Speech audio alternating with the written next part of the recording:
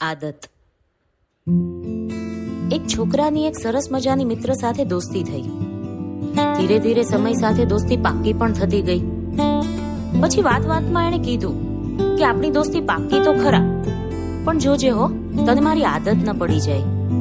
જો તને મારી આદત પડી જશે તો આગળ જતા તને તકલીફ થશે, અને એવી કોઈ અપેક્ષા મારાથી ન રાખીશ તું, કારણ કે પછી યાદો સાથે રહેવાનું બહુ મુશ્કેલ બની જશે.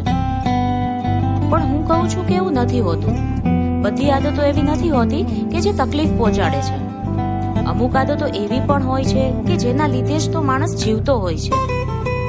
તને શું ખબર, આ આદત જ મારી રોજિંદી જિંદગીનો ભાગ બની ગયો હોય.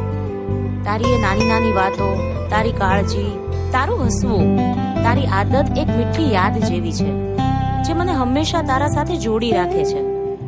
ભલે ક્યારે આપણા રસ્તા અલગ થઈ જાય, પણ તારી આ આદત, તારી મિત્રતા હર હંમેશ મારા દિલમાં રહેશે.